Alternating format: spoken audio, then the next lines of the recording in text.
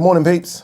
Good bloody morning. All right, I haven't done a video in a few days, so let's see what is going on in boxing world. Don't forget, if you're new to the channel, please hit that subscribe button. We are inching closer to 25,000 subscribers. Thank you to all the new subscribers and the old ones as well. Let's not forget you guys that have been around for the last couple of years. Don't forget as well to like and share the videos. I interviewed Billy Joe Saunders the other day for TalkSport, which was interesting. He sounds fired up for the Canelo fight, fired up.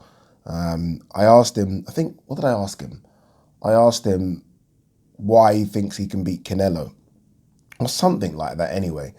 And he said, because Canelo has never, ever, ever, ever, and I was waiting for it thinking, what's he going to say? What style is he going to say? Face the Gypsy man. That's what he said, but he did sound fired up. But yeah, it was nice to speak to Billy Joe Saunders. You guys have all seen the Panorama thing, right? Boxing and the mob. You know what it is? For us, like, people sort of that know boxing, nothing, well, let me not say nothing. Majority of what we saw in that Panorama thing, we kind of know already. I mean, it's kind of old news, right? No one's surprised by any of that stuff. I think to the wider world, they were like, what? What's going on? I got a few calls from people that are not necessarily boxing fans, like really low casual boxing fans. They're like, Addy, what is this? And I was like, this is just kind of what we already know, what we've known for a while. So yeah, I'm not necessarily shocked by anything in that Panorama piece. All right, what is there to talk about? Let's get a bit of this first.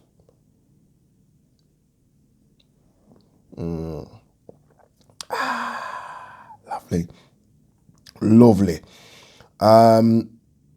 What's this? Clarissa Shields would face Katie Taylor, Breakus McCaskill at 147 for right deal. She is literally, when's her fight? She got a fight coming up on pay-per-view. Oh, man. She just can't get the fights, can she?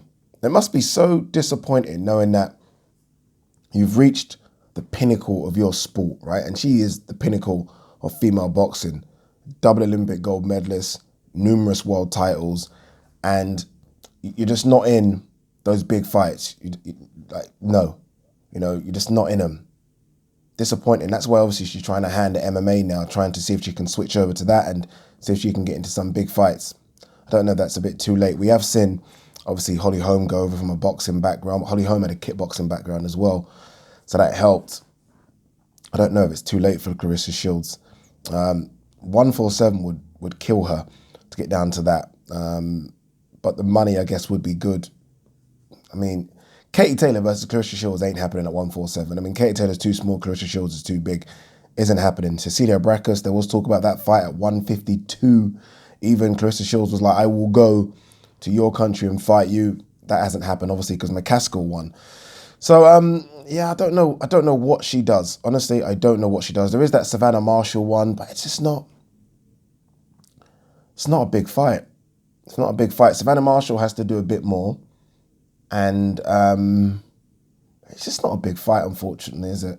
Like, no one's screaming for that fight. Disappointing. It's disappointing. I know they're trying to push female boxing, but it needs a bit more. It really needs a bit more. But we'll see. Tyson Fury strongly feels that McGregor's loss was due to inactivity. It played a part. If anyone don't think that played a part, look, Dustin Poirier is legit. Dustin Poirier is, that Khabib being in the, in what division is it again? The 155 division. Dustin Poirier is probably the man to beat. So he didn't get beat by no slouch, but I mean, inactivity is inactivity. And I mean, everything must go.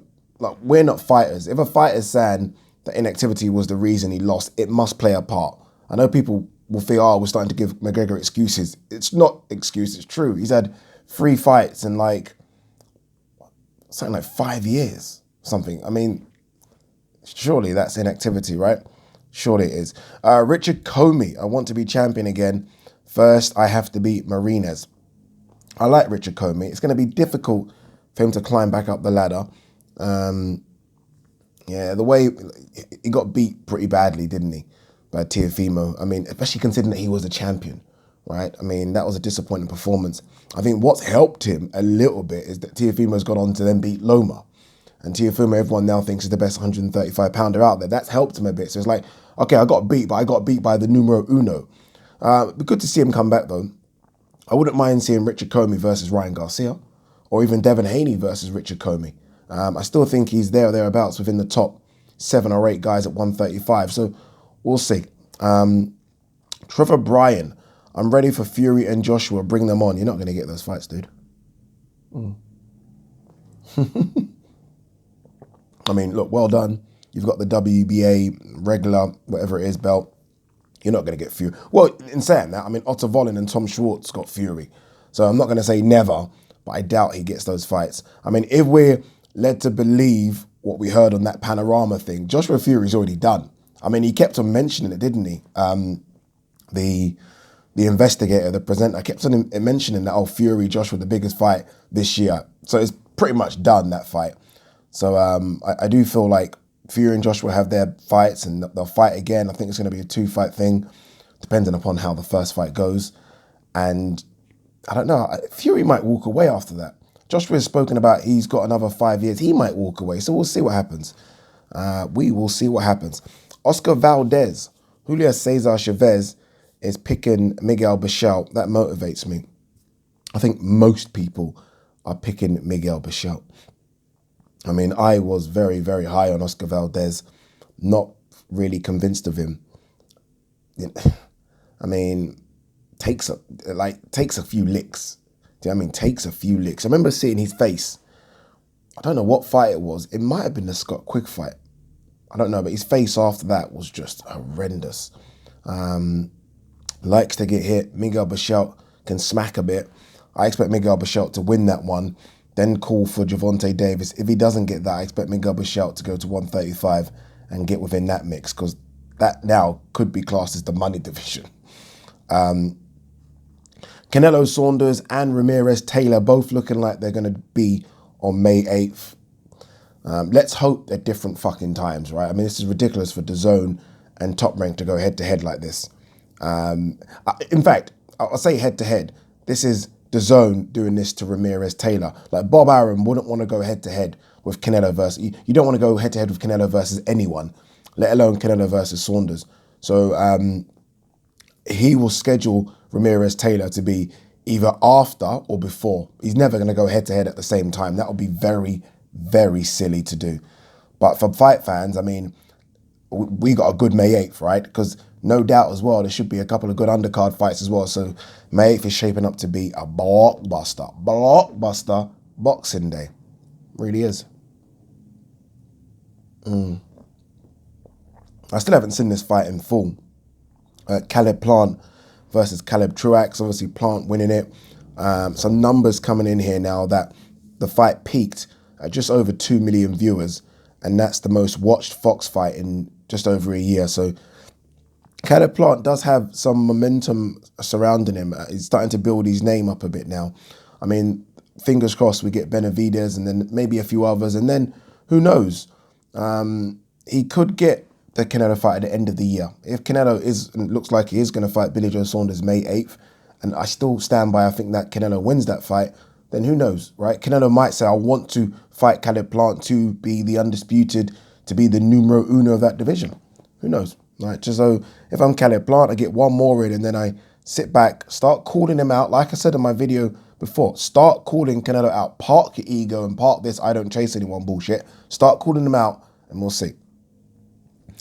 Anything else here? Okay, Joel Diaz says Yildirim fight will not be easy for Canelo. I disagree. I think it will be. Zelfa Barrett, apologies, promises showcase performance against Kiko Martinez. Fucking hell, Kiko's still around, eh? Jeez!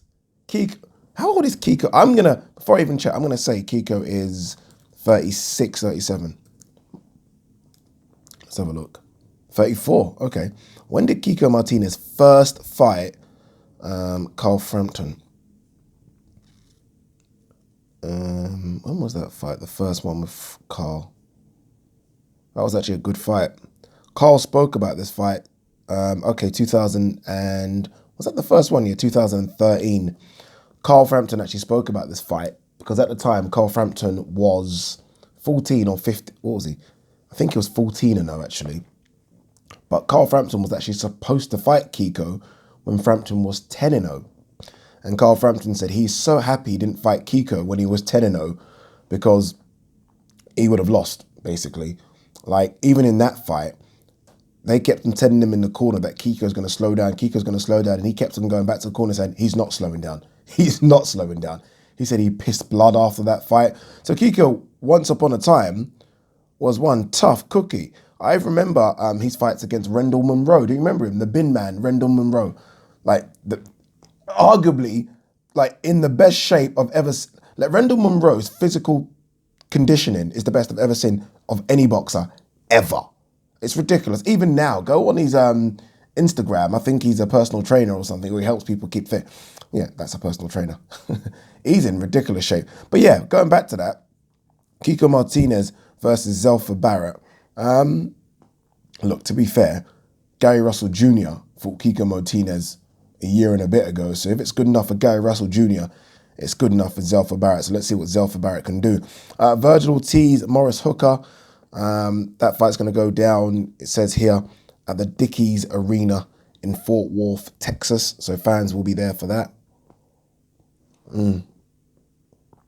March 20th, Lawrence Okoli versus Glowacki. Let's hope nothing happens. Obviously, he was supposed to fight him on the undercard of AJ Pulev. I think Glowacki got COVID, right? So pulled out. This is it. This is Lawrence Okoli's chance to shine. I wish him good luck. I really do. I think he's going to go on to do really good things in the cruiserweight division, and then we'll see if he steps up to heavyweight. But yeah, I expect him to beat Glowacki, and that's not just because I think Lawrence Okoli is that guy, not because I think Glowacki's washed it or passed it. I definitely don't. I just think Lawrence Okoli is destined to win a title. What we got here? Prograis saying Broner don't want to fight me now because it's too much risk for him. You know, the thing is about Broner don't duck anyone, you know. As much as you look at Broner's resume, Broner takes the fights, just loses them. But he does take the fight. Like, Marcus Maidana was no slouch. Broner took that one. Didn't have to.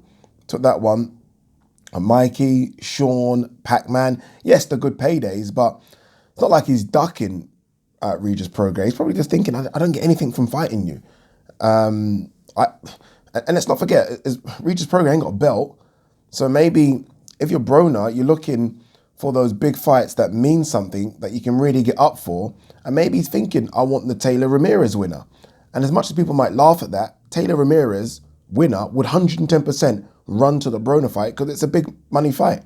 Still is. Big Broner still brings that to the table. In fact, they'll probably make more money fighting Broner than they will fighting themselves for the unification undisputed. So yeah, if you're Broner, you're waiting for the outcome of Taylor Ramirez. That's what you're doing. I mean, makes sense, right? All the marbles. What's this? Oh, hello. Ryan Garcia feels the best version of Canelo would beat the best version of Mayweather. No, he wouldn't. No, he would not. No, he would not. Like Mayweather, pardon my French here, people, is a fucking genius. I know it now. I know it. I just know he's a genius because there are times when I am bored and I watch Mayweather fights and Mayweather is showing people things. Mayweather's a genius. And you know what Mayweather also has that people don't speak about? An underrated chin, you know. It's not often that Mayweather gets cracked. But there's been a couple of times when Mayweather has been cracked. Maidana cracked him a couple of times. Mosley cracked him with a punch that I'm confident would have put down any other 147 fighter. And his ability to regroup is just astonishing. Like, I remember when Mosley cracked him and he went to the corner and you could see a bit of panic in the corner and Mayweather was just sitting there like, And you're thinking, like, the next round, Mosley's going to jump on him and Mayweather just literally from that crack, and he got cracked twice in that round. Go and watch the tape. He won every single round and won it convincingly. he makes adjustments after adjustments after adjustments. You know, when I talk about going into your tool bag, Mayweather's tool bag's a fucking suitcase. It's not even a bag, it's a suitcase. He has too many looks, too many tools. No, I'm sorry. Don't get me wrong. Look, they fought, and that Canelo is, this is the funny thing about that fight, because everyone's like, oh, when Mayweather and Canelo fought, Canelo was young, and Mayweather was old. That wasn't peak Mayweather. I think this is what I think people sometimes get stuck in their head. Like, Mayweather chose Canelo, and Mayweather was at his peak or something, and Canelo was up and coming. Mayweather was way past his peak then. So that wasn't the Mayweather. So the Mayweather, look, first of all, the best Canelo is probably a 160 guy, in between 160, 168. The best Mayweather was like 135, so it's difficult to do it anyway. But if there was some sort of 150 fight they could have, Mayweather's just too good, man. Too good. As much as I like Canelo, Mayweather's tool bag of weapons and arsenalry and speed and the psych you out in the press conference, and he's too much to the table. Too much.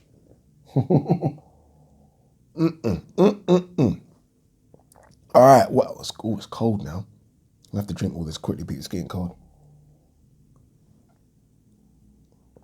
I know this is pissing someone off, so I shall continue to do it because I'm childish like that. All right, what's this? Callum Smith says Eubank Jr. talks a good fight, falls short at the top level. Easy now, Callum. Easy now, old boy. I mean, your biggest win is George Groves, who literally came into that fight with one arm and then retired. I mean, let's pipe down a little bit. I understand what you're saying, but I mean, you just fell short. You're at the highest level. Do you know what I mean? You know, so I wouldn't dig.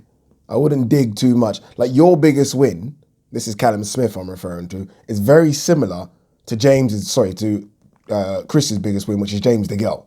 They're very similar wins as far as I'm concerned. Yes, at the time, there was no big belt and it wasn't the World Boxing Super Series, but them wins are very, very similar. Very, very similar. So I don't know about that talk. I hope you're stirring the pot for a fight here, because that will be good. But yeah, not for me. I mean, I don't think Callum Smith can say that. That's what I'm trying to say. I mean, I could look at Callum Smith and say, oh, you lost to John Ryder. Could do that. Do you know what I mean? So, easy. Pump the brakes. Sorry, it's early, guys. Pump the brakes is what I was thinking. All right. What else we got here before we pack up and go to bed? See, that's when you know I normally do this in the evening. What else have we got before we pack up and get on with our day? Gassiev to return in March or April. Still don't know where I think he's going to fit in this heavyweight division. Look at this. Billy Joe Saunders, I'll give my life to beat Canelo. He's never faced a Gypsy man. This is my interview here on Boxing Scene. I hope Boxing Scene have...